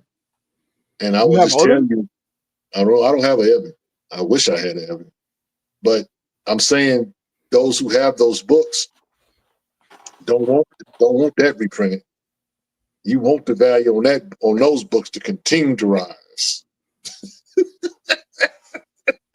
But at some point, maybe they will. I do know that I think Lobo is part of public domain, and someone can literally write a story now. But yeah. Von L says, Herschel disabled my comics when I said comments when Mark said Martian Man. Yeah. That sounds like something Herschel would do. He says, Herschel a fool, man, but I respect him. Yeah, Herschel be doing this. Herschel can be petty in the comments section. I'm sorry. His moderation can be a little petty. He gets on a whole lot of folk nerves. I remember he did a comment. I went to her, bro, you can't say that to that dude. That dude is different. You can't say. Herschel got smoke for everybody. Don't matter if you're a creator. Don't matter if you own a comic shop. That dude don't care. He's like that. He's like the Thanos of moderation. We like, it don't have smoke for somebody. 1 minute and he don't have smoke for him. He gonna tell you, man, keep that same energy. Keep that same energy. So yeah, you get what you get when you come to Herschel. We love our baby brother. Dominic Smith says, how y'all feel about Superman? I haven't seen it yet. Have not seen it yet. I am a Superman guy. And I will say that I'm definitely looking forward to it. I mean, I heard nothing but good things. I know some people said that it's woke. And the only reason why they said that is because some idiots got on Fox News and start talking about it's being woke. Because Superman considers himself an immigrant, you know, and the truth be told, he is an immigrant from another planet. You know, we talk about aliens. You know, you cannot be. You know what? Shut up, Richard. Shut up, Richard. Shut up. You can go down the rabbit hole, man. I will say this. I knew you could have restrained yourself. I will say You this. cannot be human and be illegal, especially on stolen land. That's all I'm gonna say. That's all you need to say. I will say the thing I'm looking most forward to in Superman is Mr. Terrific. Love Mr. Terrific. I honestly think he's one of DC Comics' best characters, period, end quote, stop. So I'm looking forward to see if this can uplift him, be that nudge he needs to get put into the A-list spot, because he checks all the other boxes. An appearance in films is the last box he needs to check to quote unquote meet the criteria of being an A-list character. That's he needs to be a household name. He needs to be in cinema. Yeah. Also, I wanted to shout out Green Lantern Corps, issue number 5. Shout out to Morgan Hampton and Jeremy Adams. That's a pretty good book. They focused on Teen Lantern a little bit more in this issue. Mm-hmm. And so we're still kind of getting the origin story. We're supposed to get the origin story. I thought we were going to get it in 5. We got a little bit, but we're probably going to get more in 6. I'm assuming, but yeah. It's also low key the blackest Green Lantern run since Jeffrey Thorne's run. A little bit. Yeah, it's got a melanin. It's heavy on the melanin sauce. Damon Watson says the most iconic thing that fans, especially of X-Men, be the very evil heroes fight against. Yeah. X-Men fans can be the worst. Well, I mean, again,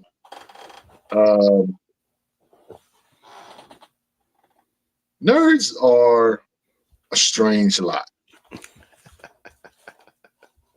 Especially the melanated challenge. But, it is what it is. They think they own this stuff, and they don't. All of this stuff is owned, for the most part. If it's not independent, it's owned by corporations who could care less about how you feel or your political beliefs. If they think they can make $1 off of it, they'll do it. It is what it is. I just know that make comics fun, man. That's all I care about. Make comic books fun. Yeah, I mean, the name of this episode of this Wednesday wrap-up was, can we just be comic book fans? No, they want us to be MCU fans. Forget about the comic books. The comic books don't matter. The comic books we just use the comic books to write and tell our stories, or tell a story I want to, or to insert myself into the story. Like, dude, don't do that. I just got back from my sabbatical from Black Comic Lords. The only thing I've been doing in this space are the couple of interviews I had scheduled from before I went on sabbatical. But for the most part, I've been vacationing, handling business at home, doing things that I need to take care of me. But the positive thing about that experience, or one of the positive things, is I got to actually just read comics again. Not because I needed to review it for an interview or to talk about it with y'all. I just read what I wanted to read. And I read a lot of indie stuff. Because I was traveling, my favorite app when I'm traveling, one of my favorite apps is Global Comics. I've talked about this app all the time. Global Comics, if you don't have a Global Comics account, is a great way to read a bunch of indie comics. A lot of the titles that we talk about are on that app. You pay one price for the whole year. I think it's like, I don't know, $60 for the year. I don't remember what the price is. But then you have an unlimited access to all the comics they have there. And it's mostly indies, some DC, no Marvel. But it's a great way to read these titles that you're. And look, if you're worried about, being invested, you don't have a lot of money. I say this particularly for people that don't have a lot of money to spend on comics. Best way to do it: one price, unlimited access to all these comics. You can download them to your app, to tablet. That's what I did when I was traveling, and just read a bunch of indie comics. It was a great experience. Highly recommend it. Yep. I do want to get into a couple more things before we get out of here, Paul. Yeah. This book here. Yes, sir. That's the cover too. I love that cover. That's the one I ordered. Yep. Go ahead, talk about this that. is the history of the DC universe. Now, this is an iconic cover. Shout out to our man Herschel. Shout out to Herschel, because Herschel fixed this cover. This is the original cover. Okay. Now, why is this cover iconic? It's not really iconic, but it is thought-provoking. Yes. Because you have this little black girl with her doggy and her skateboard looking up at a bunch of superheroes. Melanated challenge. Ain't no black person. We got a demon on here. We got Wonder Woman. We got the old man Flash. We got Sergeant Rock. Not Sergeant. Yeah, Sergeant Fury. Sergeant Rock.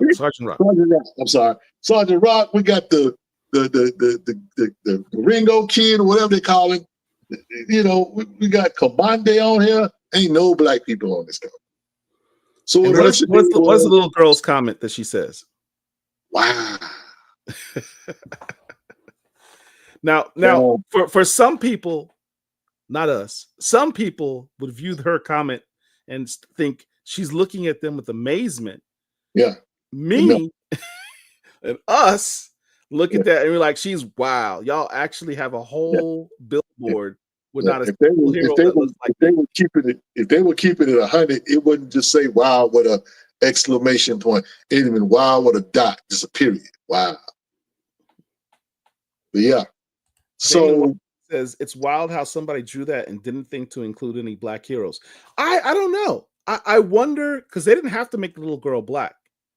No, they didn't. It's possible that was the comment that you had, because we're talking about the history of the DC universe, and quite frankly, the history of the DC universe is really, really, really white. It is Aryan.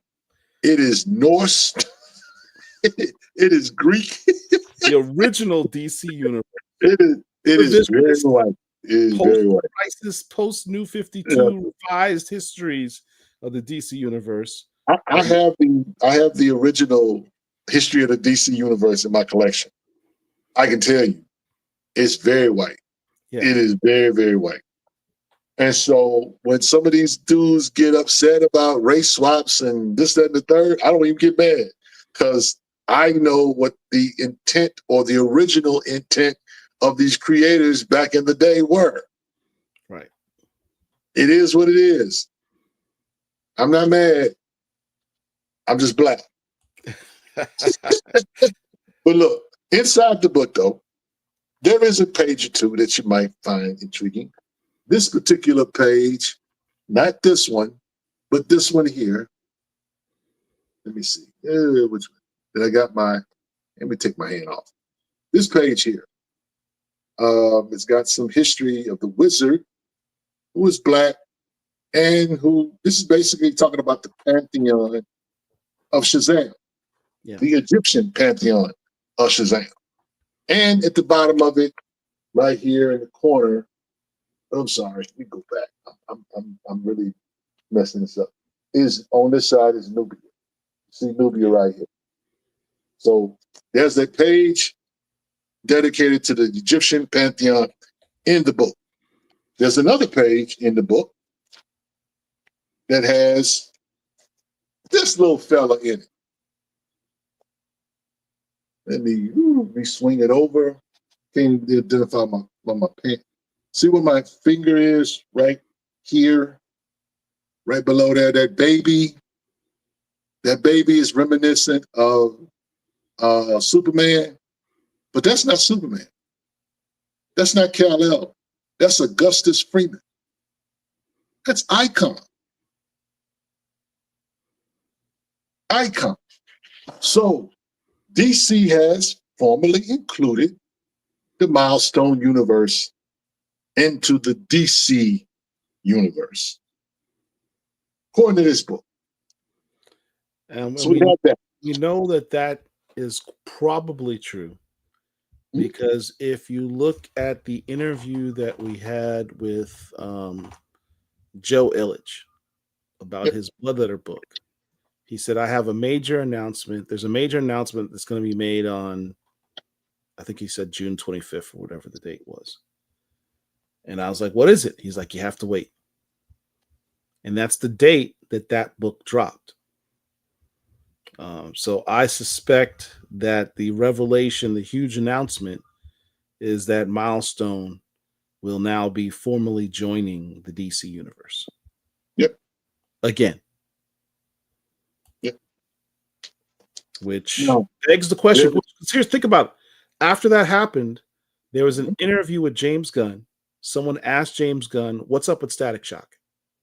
Not Static Shock. And he said, well, it's not looking too good, so I have nothing good to report about that. Well, I mean, look, when James Gunn came on board, this was right before the new brass at DC jumped on board and basically 86 a lot of projects, including the Rock's reforming of the DC universe around Black Adam. Yeah, they 86 a whole lot of stuff. So it really wasn't news for me, and not really a big deal, because it's kind of like, well, they did that when they brought the new guy in. And so people came, question James Gunn, and here's the thing, guys. When these guys say certain things, we have to take them with a grain of salt. Because this is what James Gunn said initially. And this gets on air. This makes every black comic nerd, start fawning, Paul, when a white guy says, I like the character. And we automatically think, we getting ready to get a Static movie. Watch, you see.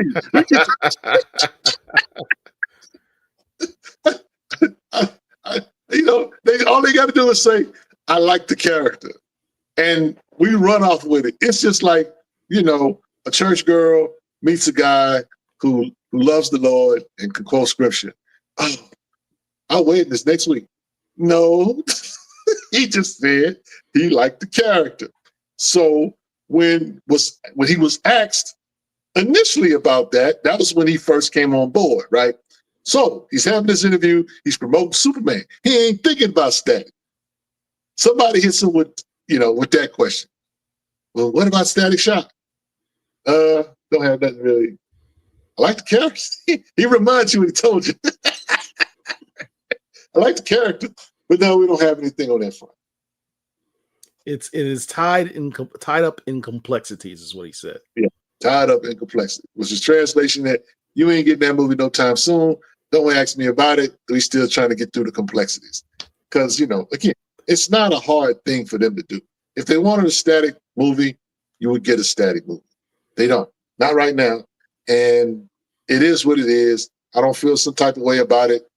Only because, again, when Static was on the docket for a live action movie, we was going to get that. The brass came in and said, nope, we're not doing that. We're not doing this. We're not doing that. They had a whole movie that they said, no, we ain't putting that out. Mm-mm. Yeah, so Batgirl movie got shelved. Yeah, Batgirl movie that they shelved. They spent millions on that. So to write a script, nah, we ain't doing that. And let's be honest, why? Why we not doing? Why wasn't it given a second thought? Oh, them folk don't buy comic books. It always will go back to the comic book sales. It will always go back. That's why we preach on this channel. Buy the comics, read the comics. There's no getting around it. It is what it is. You love Joe Illidge, go get his Blood Letter book. You loved anything that he wrote, buy everything that he's got out or that he's putting out. You got to support. You got to support with your dollars, not with your. Look, Keith Styles, typing on Twitter, that don't make you a fan. No, what that pocketbook do? What that long box do, Daddy? That's what it's about. Are you buying these books? Because if you're not buying these books, you're not helping these books get nowhere closer to being put out there in on a big screen. It is what it is. Why do you think Bitterroot was able to cross over and get the two Eisners they got and finally get on board to where, like, you know what, now we can do the movie? Because people were buying Bitterroot. If you're not buying it, they don't think you believe in it.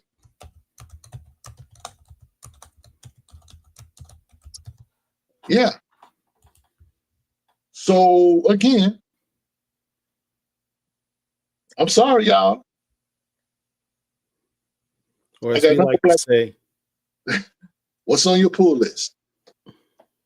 What's on your pull list? I like comic book people that talk trash about comics and talk trash about books and talk trash about writers.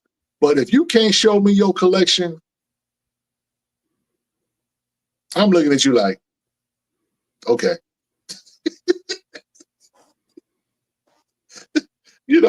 I mean, listen, this is a whole stack. You know how dudes be holding up the dollar, the coins or whatever? You know what I'm saying? You know what somebody hold up a stack. Hold up a stack. You want to prove a point? It's about $100 worth of comic books right here. That's a monthly basis. Except you can't make it rain with those because you damage your comics. That part. So again, we got to buy the comics, support the comics. Last book I want to talk about, and it's funny because it was a good comic book. Nobody. Very toxic. What that long box do, Daddy? What that long box do, Daddy? Yeah, right here. This book here. Oh yeah. They chose violence. You want to read a toxic comic book? This right here is. This is not a healthy comic book. It's a good comic book, but it's not healthy for your mind at all. It's got some crazy stuff in it. And, I'm going to just say that, it is what it is. Just know that when you put 3 black women and you make them ninjas or assassins, it's going to be some damage. Gonna be some damage, gonna be some toxicity, gonna be some trauma. It's gonna be a lot of stuff going on. It's a lot of stuff going on in this comic book. It's a good comic book, but I want you to understand something too. This is about AWA Shaq. Now, the unfortunate thing about this book is when they printed this book, it's got an error in it. It's got double print. It's got double pages. So understand when you get this book, that's a part of it. It printed. Error. It printed with an error in it. So just know that when you read this and you see another page, and I just read this page, you already know. David Watts. That's all right. I got that long block. Hey, I ain't mad at it. Do something. You gotta talk it. You're gonna walk it, you gotta talk it. That's all I'm saying. You're gonna talk it, gotta walk it. My bad. Nobody has a good idea. We need to make that a t-shirt. What's on your pull list. I'm gonna make that a t-shirt. Yeah. So yeah, man. So anyway, look, with all the MCU stuff that's going on or whatever, there's a lot of dope comic books to read.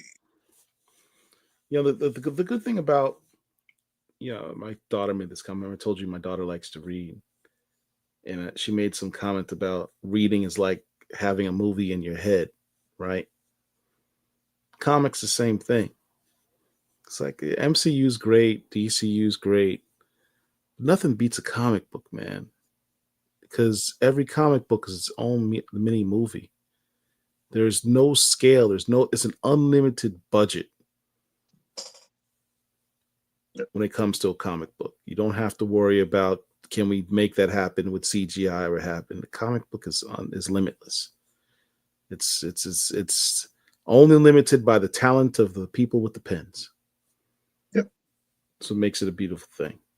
I adore comics because it takes my mind out of reality and it allows me to just laugh and think about life in a jestful way, or in a sarcastic way, or in a sombering way. It entertains me, whatever, you know what I'm saying? And it feeds that reading bug that I have. I mean, I really think that you can enjoy comics from an art standpoint, but to me, you're going to take away the story. The story will stick with you longer than the actual art, because your eyes have to always be stimulated by something new or something different. That's the only difference. It's like, if you're not into an artist, if an artist like, say, Dennis Cowan or whatever, you know what I'm saying? Some people will say, well, if I ask a question, what's the best Dennis Cowan art that you've ever seen in your life? That's literally subjective, because I can say, well, are you talking about 88 Dennis Cowan, or are you talking about 2025 Dennis Cowan? Because Dennis Cowan, his art when he did Black Panther back in the Gap is different. The Question, in my humble opinion, is the best overall Dennis Cowan, other than the Milestone stuff he did, is the best art you're going to get from Dennis Cowan. The art in The Question is incredible. A lot of people don't read The Question. But what I like about The Question, that it is literally a cult book, it has a cult following on it, and people that love The Question as a character adore Dennis Cowan, because he wrote, or he did the art on The Question for a gang of issues. And of course we can speak all his icon stuff. I mean, or his hardware stuff. Come on. You can go for days. But it's something about the stories though that stick with you, man. Yeah. When I think about hardware, all I think about is the story about the bird. From the first issue. Yeah, from the first issue. The bird wanted to be free. So yeah. Well, we are about to wrap it up. Wanted to give a shout out to everybody in the chat. Thank y'all for rocking with us. Please hit the like button. Everyone take a moment, hit the like button right now. Share the video. We have coming up, we talked about, GOATs in the game. We have an interview on Friday. Team on Brother Man. Sims brothers. Guy Sims, Dawood Anyabwile are going to be here rocking with us. And we're going to talk about... This is going to be a Paul interview. No, I'm literally coming to this. Hold on. What are you talking about? No, you understand. See, this is the interview you're going to do. I'm going to be there to be a fan. I'm going to fan out, and I'll ask a question or two. But I think you have that reverse. I'm going to be in fan mode. I'm not a Black Comic Lord fan on Friday night. I am a Richard Wright, love the hip hop, brother man, everything's gonna be all right fan. That's who I am. I'm gonna be there and talk about, man, check this off the bucket list. Richard has more issues of Brother Man than I do. He has the entire run. I have the entire run, and it's not by accident. And funny thing is, I had all of the issues when it came out. I lost them, and I wound up recollecting all of them again. So yeah, I love Brother Man. As much as we talk about Milestone and Anaya Comics back in the day and all these other the 90s was a big thing. 90s is just big for everything. 90s hip hop, 90s black sitcoms, 90s black comics. The 90s, we were hardcore black people in the 90s, man. That's the last generation of sensible black people. It was the 90s. I'm telling you. Black people ran the 90s. Ran the 90s. You know, people talk about, like, we're old enough to know, you know, the 70s was a magical period, but the 90s was magic on steroids. Yeah. The music, I think the last, you know, somebody brought it up, Nerd Laws, the 90s R&B. I'm like, you have not had R&B like that ever since. Right. My daughter knows 90s R&B because of her parents.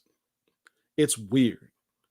You're listening to the radio and all of a sudden my daughter's singing along to old R&B songs, and it's like, damn, we kind of raised an 90s R&B kid. Then you realize as parents, you did your kid a disservice, because there's no way we should have been listening to that music when we were kids.